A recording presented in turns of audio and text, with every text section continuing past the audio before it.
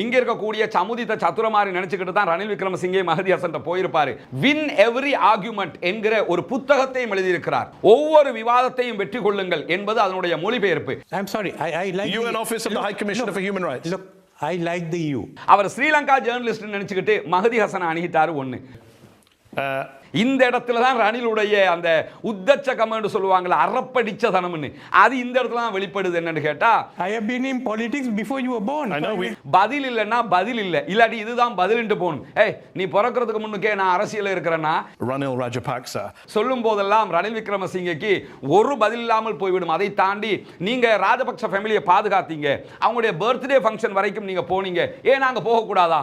எங்க நாட்டு கல்ச்சர் அப்படித்தான். இதுதான் அவருடைய பதிலாக இருந்தது. நம்ம நாட்டு கல்ச்சர் அதுதானா?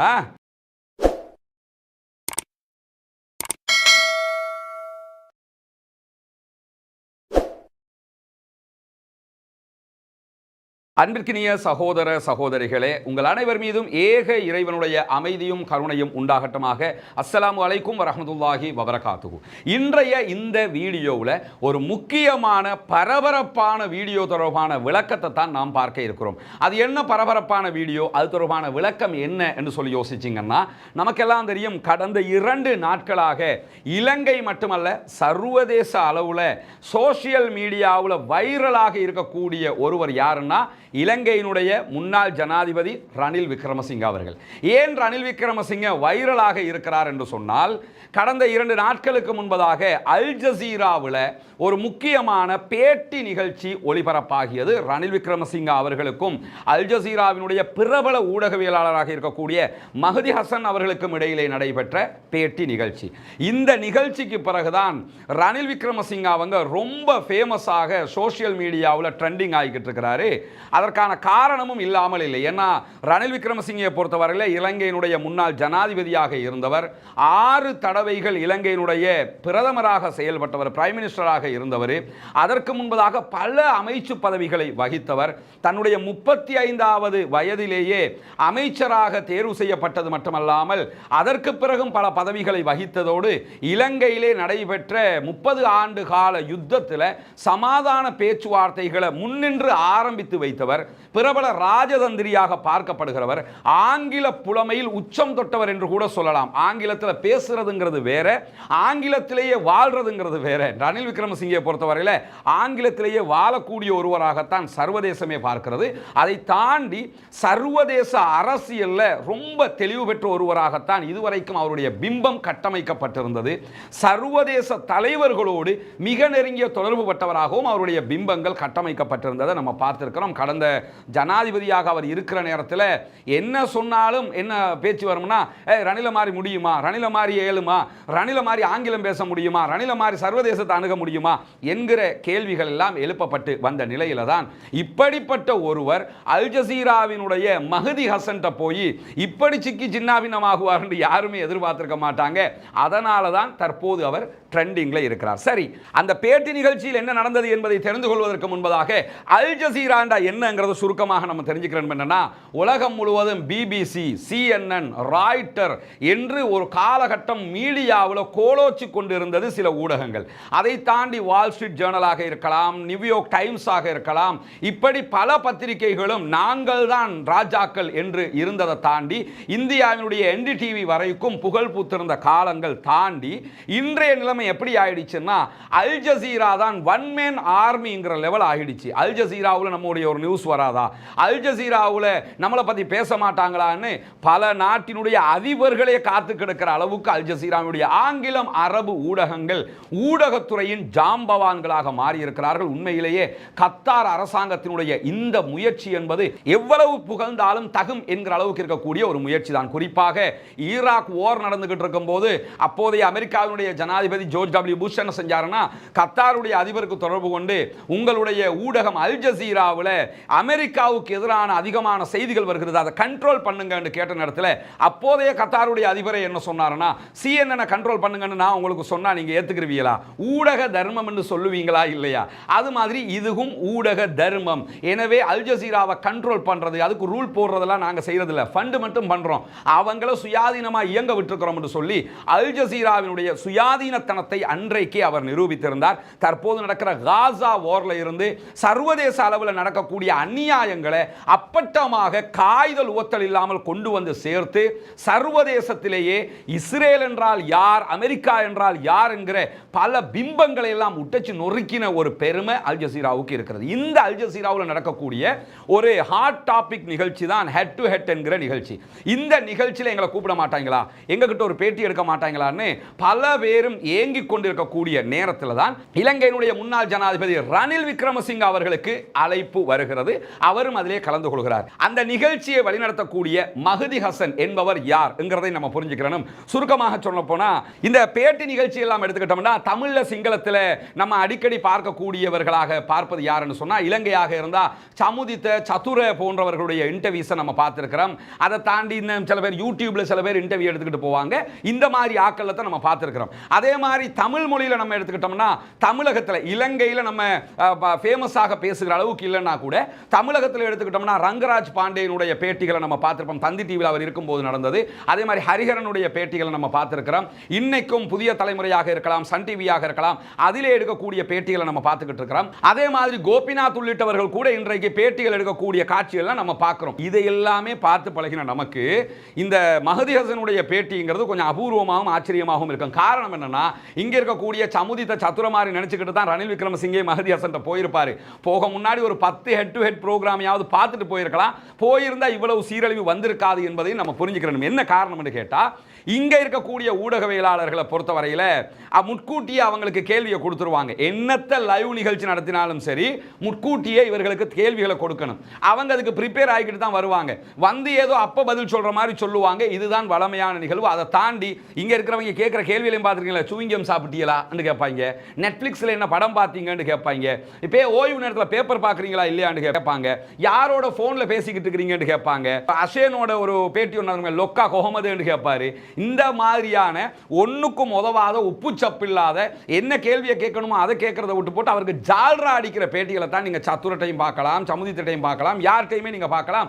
இந்த மாதிரியான நிலைமைகள் தான் இங்கே இருக்கு. அதை தாண்டி ரங்கராஜ் பாண்டே மாதிரி யாருடைய பேட்டியெல்லாம் நம்ம யோசிக்கவே தேவையில்லை. பிஜேபிக்கு எதை பேசணுமோ அதை பேசிக்கிட்டு போய்கிட்டே இருப்பாப்ல.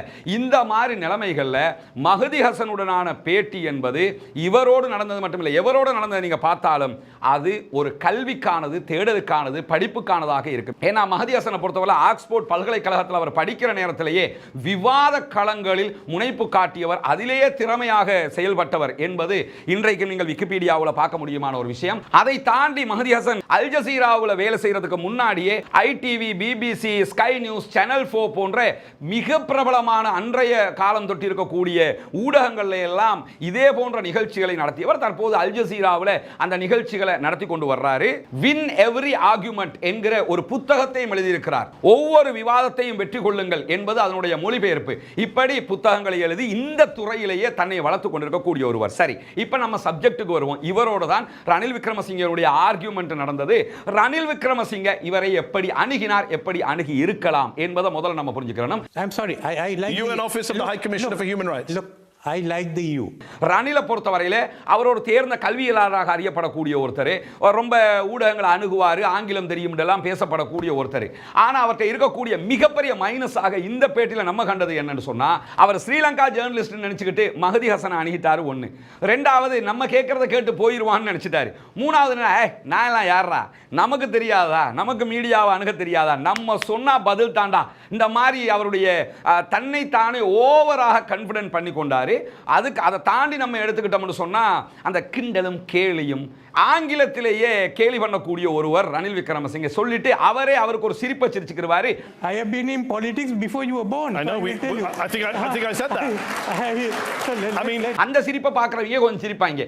இப்படி நம்ம கடந்து போயிடலாம்ங்கிறதான் அவருடைய எண்ணப்பாடாக இதிலே முழுவதுமாக இருந்ததுதான் இந்த பேட்டி அவருக்கு மிகப்பெரிய தோல்வியாக அமைவதற்கு காரணம். ஏன்னா இதுல கேட்கப்பட்ட பல கேள்விகள்ல மிக முக்கியமான 2-3 கேள்விகள் இருக்கிறது. அதுல தான் ரணில் விக்ரமசிங்கே சிக்கி சீரழிஞ்சு சின்னாபின்னமானது. குறிப்பாக பட்டலந்த வதை முகாம் தொடர்பானது. From the available material, that insofar as the securing and allocation of the houses at the Batalanda houses are concerned, the main architects had been the then Minister of Industries, Mr. Ranil Wickremesinghe. I deny all those allegations. இது நிறைய பேருக்கு பட்டலந்தன்னு சொல்லும்போது இலங்கையிலே பல பேருக்கு தெரிகிறதில்லை. என்னன்னா நான் புதிய நவீன ஜெனரேஷனுக்கு பட்டலந்த பற்றிய தகவல்கள் கிடையாது. அறகலையில் இருந்தவங்களுக்கு கொஞ்சம் தெரியும். அந்த காலத்தில் என்னன்னா அறகலையில் என்ன செய்வாங்கன்னா டெய்லி பட்டலந்தன்னு சொல்லித்தான் ரணிலுக்கு பேசிக்கிட்டு இருப்பாங்க. இந்த மாதிரியான நேரத்தில் பட்டலந்த தொடர்பான கேள்வி எழுப்பப்பட்டது. பட்டலந்த வதை முகாம் என்றொன்று உருவாக்கப்பட்டிருந்தது. ரணில் விக்ரமசிங்க அவங்க அமைச்சராக இருக்கிற நேரத்தில் அவர்தான் அதை கோஆர்டினேட் பண்ணி வழிநடத்தினதான குற்றச்சாட்டு இருக்கிறது. குறிப்பாக இன்றைக்கு ஆட்சியில் இருக்கக்கூடிய ஜேவிபி அல்லது என்பிபியினுடைய உறுப்பினர்களை அன்றைய காலகட்டங்களில் கைது பண்ணி பட்டலந்த வதை முகாமில் வச்சு ரொம்ப வதை பண்ணி அவர்களை அழித்தார்கள், அவர்களுக்கு துன்புறுத்தல் கொடுத்தார்கள் என்பதுதான் பட்டலந்த வதை முகாம் தொடர்பான சுருக்கமான செய்தி.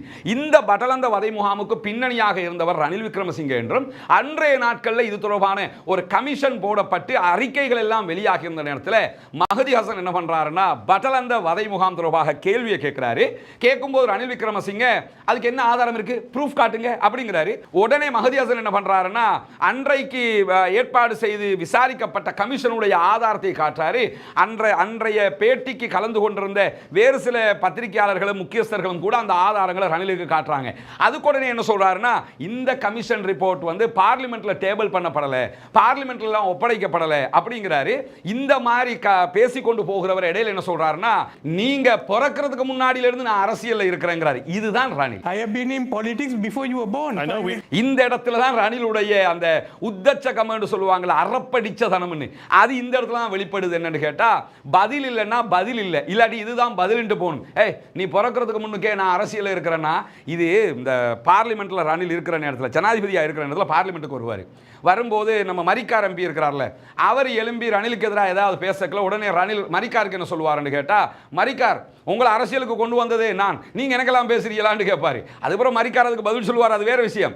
இந்த மாதிரி மஹதி ஹசன் அவர் என்ன நினைச்சாரு, மரிக்காரன்னு நினைச்சிட்டாரு. எஸ்எம் மரிக்காரோட பேசுற மாதிரி நினைச்சுக்கிட்டு நீங்க பிறக்கிறதுக்கு முன்னுக்கே நான் அரசியலில் இருக்கிறேன் அப்படிங்கிறாரு. அது என்ன நீங்க நுணுக்கமாக கவனிக்கணும்னா அந்த நம்முடைய இந்த வீடியோவுக்கு கீழே மஹதி ஹசனுடைய அந்த பேட்டியை ஃபுல்லாக நம்ம போடுறோம் ரணில்ற. நீங்கள் பாருங்க, இதுவரைக்கும் 5 லட்சத்துக்கு மேற்பட்டவர்கள் அல் ஜசீரா ஆங்கில பிரிவினுடைய யூடியூப்லேயே பார்த்துருக்குறாங்க. இப்படி இருக்கிற நேரத்தில் அந்த வீடியோவில் ரணில் விக்ரமசிங்கே தன்னுடைய வல்லமையான பாணி கேலி கிண்டல் நக்கல் நையாண்டி அதை சொல்லி பதில சொல்லாமல் அதை சொல்லி கடந்து போக பார்ப்பாரு. அந்த ஒவ்வொரு நேரத்திலையும் நீங்கள் மஹதி ஹசனை கவனிங்க. மஹதி ஹசன் அதை தூசுக்கும் கணக்கெடுக்க மாட்டார். நம்ம ஊர் ஊடகவியலாளர்கள்னா நீங்கள் பிறக்கிறதுக்கு முன்னுக்கே நாங்கள் அரசியல் இருக்கிறோம்னா அப்படியா அப்ப நாங்க அப்படி குறைஞ்சபட்சம் இப்படி ஒரு ரியாக்ஷன் ஆகுது வரும். ஓ நீங்க பெரிய அரசியல்வாதி தான், அதுக்கு பதில் சொல்றதுக்கு முற்படுவோம். Mehdi Hasan don't care face, ரொம்ப கூலாக கடந்து அவர் அசால்ட்டாக அடுத்த கேள்விக்கு போயிடுவாப்ல. அதுதான் அங்க நுணுக்கமாக கவனிச்சு என்னடா இது ரணில் விக்ரமசிங்க மஹதி ஹசன் லைனுக்கு எடுக்க பார்க்கிறாரு, லைனுக்கே வரமாட்டேங்கிறாரு. அதுதான் மஹதி ஹசனுடைய திறமை மட்டுமல்லாமல் உருப்படியான ஜேர்னலிசம்ங்கிறதும் இதுதான். கரெக்டாக அவர் ரூட்ல போய்கொண்டே இருக்கிறாரு. போகும்போது தான் இந்த சம்பவங்கள் நடைபெறுது. பட்டலந்த வதை முகாம் தொடர்பாக ரணில் விக்ரமசிங்க எந்த பதிலையும் திருப்திகரமாக சொல்லவும் இல்லை. அவர் சர்வதேச ஊடகத்தில் இந்த கேள்வி வரும் என்பதை எதிர்பார்க்கவும் இல்லை. இவர் இந்த அல் ஜசீராவுக்கு போனது எதுக்குன்னு கேட்டா நம்ம அல் ஜசீராவுக்கு போவோம் போனா முன்னாள் ஜனாதிபதி நாட்டை தூக்கி நிறுத்தினது இவர் தான், இவர் எப்படிப்பட்டது தெரியுமா, அல் ஜசீரா கொஞ்சம் புகழ் பாடும். அந்த புகழோடு ஸ்ரீலங்காவுக்கு வரும்போது நாட்டில் இருக்கக்கூடிய என்பிபியினுடைய கவர்மெண்ட் மேல அப்பப்ப இப்ப விமர்சனங்கள்லாம் வந்துகிட்டு இருக்குது, ரொம்ப அடி வாங்கிக்கிட்டு இருக்கிறாங்க. இந்த நிலையில ரணில் விக்ரமசிங்க பார்லிமெண்ட்டுக்கு வரணும்னு கொஞ்சம் பேர் அங்கங்க சொல்லிக்கிட்டு இருக்கிறாங்க. ரணில் விக்ரமசிங்க வந்தா தான் திருப்பி நாட்டை காப்பாற்ற முடியும்னு சொல்லிக்கிட்டு இருக்காங்க. எப்படி நம்ம கோட்டா விரட்டி அடிச்சதுக்கு பிறகு திருப்பி போய் அசால்ட்டாக சேர்ல உட்கார்ந்துக்கிட்டோமோ அது மாதிரி அனுரகுமார் திசாநாயக்கை விரட்டிட்டு அந்த இடத்துல போய் உட்காரணும்னா நமக்கு அல் ஜசீரா தேவைன்னு சொல்லித்தான் தளபதி அங்க போனாப்ல. ஆனா இந்த அளவுக்கு வெற்றி செய்வார் மஹதி ஹசனுங்கிறத அவர் நினைக்கவே இல்லை. அதுக்கு எந்த பதிலும் அவரால் சொல்ல முடியாமல் போய்விட்டார். அப்புறம் இந்த ஈஸ்டர் அட்டாக் சம்பந்தமான அந்த பேச்சு வரும்போது going back to the Easter Sunday bombing. So let's do this. Let's do this calmly without getting excited. அதுக்கு அவர் சொன்ன பதில்கள் எல்லாமே இன்றைக்கு கிறிஸ்தவ மக்கள்கிட்ட வந்து ரொம்ப கொதிப்பு நிலையை உண்டாக்கியதற்கான காரணம் தான். என்னன்னா கிறிஸ்தவ திருச்சபையினுடைய அரசியல் எங்களுக்கு தெரியாதா அப்படிங்கிறாரு. அது அரசியல் செய்யறாங்களா இல்லையாங்கிறதுலாம் ரெண்டாவது.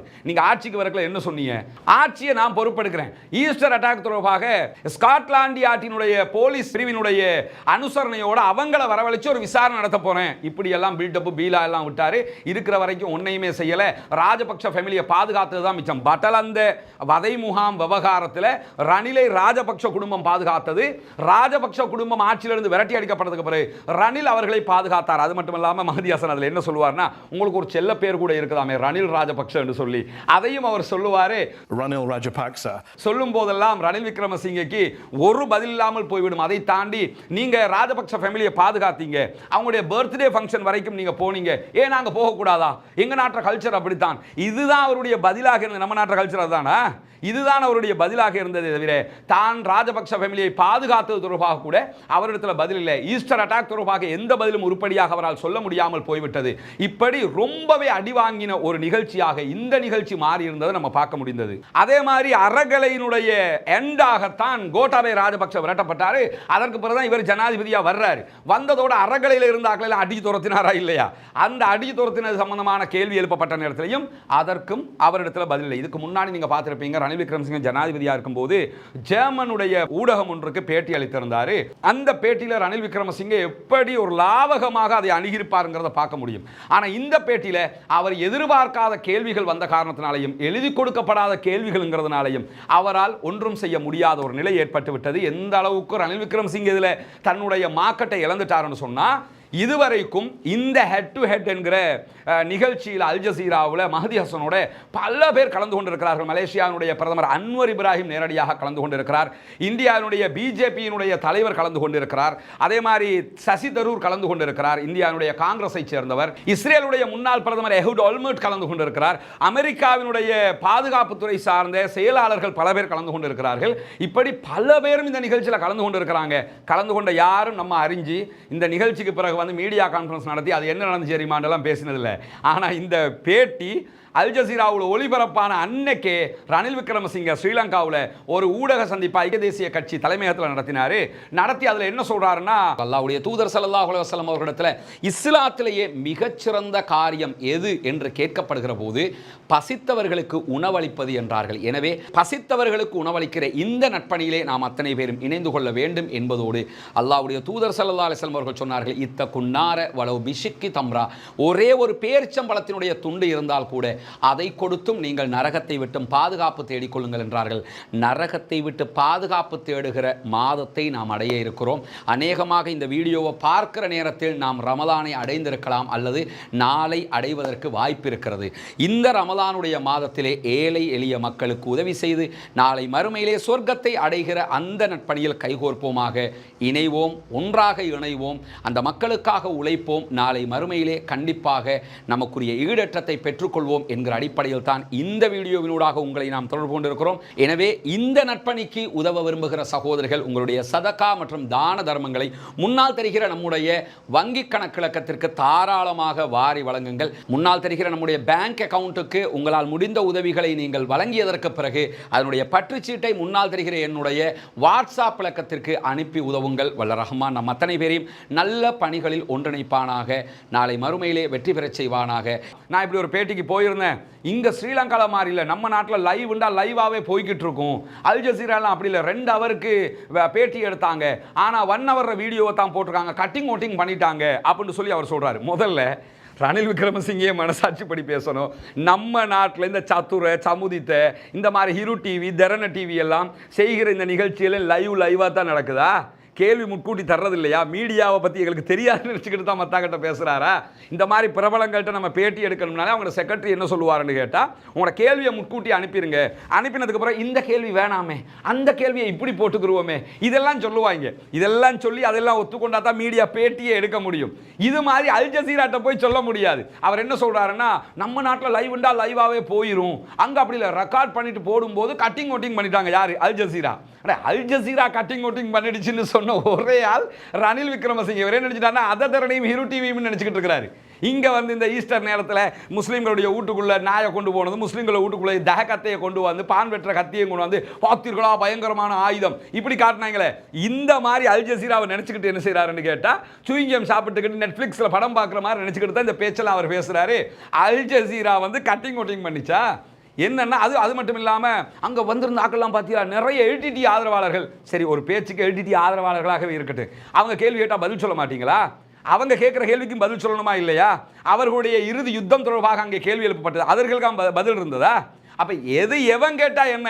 நம்மளோட 100% எதிரியே வந்து கேள்வி கேட்கிறான், கேட்டா பதில் சொல்ல வேண்டியதானே. நான் என்னிடத்தில் சொன்னது இவர் வருவார்கள் என்று, அங்கே வந்தது வேறு ஆட்கள். சரி, சொல்லாதவனே வரட்டும், உங்ககிட்ட பதில் இருந்தா நீங்க சொல்லிட்டு போக வேண்டியதானே.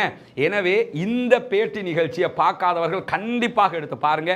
கண்டிப்பா மாணவர்கள் பாருங்க. மஹதி ஹசன் அவர்களுடைய வாத திறமையை நீங்க பார்த்துக்கலாம். மஹதி ஹசன் எல்லா ப்ரோக்ராமையும் கண்டிப்பாக மாணவர்கள், படிக்கிற பிள்ளைகள், அது என்ன மீடியத்தில் நீங்க படிச்சாலும் இதை பாருங்க, உங்களுக்கு ஆங்கில அறிவும் கிடைக்கும், பிளஸ் ஆர்கியூமெண்ட் அறிவும் கிடைக்கும். அவருடைய வின் எவ்ரி ஆர்கியூமெண்ட் என்கிற புத்தகத்தையும் கிடைப்பவர்கள் கண்டிப்பாக எடுத்து படியுங்க. படிக்கிற போது உங்களுடைய வாழ்க்கையில் அடுத்தடுத்த கட்டங்களுக்கு, அது ஊடகத்துறையாக இருந்தாலும் சரி, எந்த துறையாக இருந்தாலும் சரி, இந்த ஆர்கியூமெண்ட் துறைகளில் உங்களுக்கான அறிவுகளை வளர்த்துக் கொள்வதற்கும் அது வாய்ப்பாக இருக்கும் என்பதை தாண்டி இந்த வீடியோவில் கடைசியில் ஒன்று சொல்லிடணும். இப்போ இந்த வீடியோவை போட்டோம், கொஞ்சம் பேர் வருவாங்க, ஏய் ரஸ்மின் யார் தெரியுமா, இங்கே பா ரணில் விக்ரமசிங்கிட்ட போய் ஏதோ கொடுக்குறாப்ல என்று சொல்லி ஒரு ஃபோட்டோவை காட்டிடுவாங்க. இன்னைக்கும் அந்த ஃபோட்டோ என்னுடைய ஃபேஸ்புக்கில் இருக்குது. ரணில் விக்ரமசிங்க ஜனாதிபதியாக இருக்கும்போது போன ரமதான்ல காசாவுக்கான நிதி அறிவிச்சிருந்தாரு. அதுக்கு நம்ம போய் 25 லட்சம் ரூபாய் அவர் ஜனாதிபதி என்கிற வகையில் கொடுத்தோம். அந்த கொடுத்ததை கொண்டாந்து வச்சுக்கிட்டு அன்னைக்கு ரணிலை ஆதரித்தார்னு வந்து நின்ற வேணாம். இது பொலிட்டிக்கல் விஷயம் கிடையாது. நான் அது கொண்டு போய் காசாவுக்கான நிதி கொடுத்தது. இன்னைக்கு நடந்த விஷயத்துக்கு விளக்கம் சொல்லியிருக்கேன். ஏன்னா சொல்லிட்டு போயிடணும், இல்லைன்னா கன்ஃபார்மா 4 பேர் வந்து நிற்பாங்க. ரணில் விக்ரமசிங்கனுடைய பிம்பம் சுக்குநூறாக்கப்பட்டிருக்கிறது, உடைத்து நொறுக்கப்பட்டிருக்கிறது. ராஜபக்ஷ ஃபேமிலியை இருக்கிற வரைக்கும் பாதுகாத்தாரு. அவர் நினைச்சிருந்தா அவர்களுக்கு தண்டனை கொடுத்திருக்கலாம், ஊழல்வாதிகளை கைது செய்திருக்கலாம். எதையுமே அவர் பண்ணல. இருக்கிற நேரத்தில் பசில் ராஜபக்சே IMF ஓட பேச்சுவார்த்தை நடத்திட்டார் அலி சப்ரியை வச்சு. அதுக்கு பிறகு IMF வந்தாங்க. அதை வச்சு நாட்டினுடைய சில டெவலப்மெண்ட்டில் அவர் செஞ்சாருங்கிறத நான் மறுக்கவே இல்லை. இருந்தாலும் நடந்த காரியங்களை பற்றிய அல் ஜசீராவினுடைய கேள்விகளுக்கு அவரிடத்தில் பதில் ஜீரோவாக இருந்தது. இதுதான் அங்கே நடைபெற்றது. பார்க்கக்கூடிய சகோதரர்கள் காய்தல் உவத்தல் இல்லாமல் இதை பாருங்கள். பார்த்தால் கண்டிப்பாக இதற்குரிய தீர்வு தெரியும். கடைசியாக ஒரு விஷயம் என்ன சொல்லணும்னா, கொஞ்சம் பேர் இப்போ கிளம்பியிருக்காங்க. அல் ஜசீரா யார் தெரியுமா? கத்தார்றது. அல் ஜசீராவில் பேட்டி எடுத்தவர் யார் தெரியுமா? மஹதி ஹசன். அவர் யார் தெரியுமா? அவர் ஒரு முஸ்லீம். ஏண்டா ஒரு பேட்டியில் போய் தலைவர் மாட்டிக்கிட்டு சிக்கினார்ன்றதோட உடனடியாக பேட்டி எடுத்தவர் முஸ்லீம். பேட்டி எடுக்கப்பட்ட தொலைக்காட்சி கத்தாருக்குரியது. ஏன் பிபிசியில் பேட்டி கொடுத்து மாட்டியிருந்தா பரவாயில்லையா? அப்போ அல் ஜசீராவில் மாட்டிக்கிட்டா மட்டும் உடனே இனவாத பார்வை பார்ப்பது, இந்த பார்வையெல்லாம் விட்டு தள்ளிவிட்டு மாட்டினதான் எவன்ட்ட மாட்டினாலும் சிக்கி சீரழிஞ்சது தான். எனவே நடந்த விவகாரத்தை காய்தல் உவத்தல் இல்லாமல் பாருங்கள். கண்டிப்பாக மாணவர்கள் பாருங்கள். ஆர்கியூமெண்ட் அறிவுகளை நீங்கள் வளர்த்துக் கொள்ள முடியும். வாஹ்ரதா அல்ஹம்துலில்லாஹி ரப்பில் ஆலமீன்.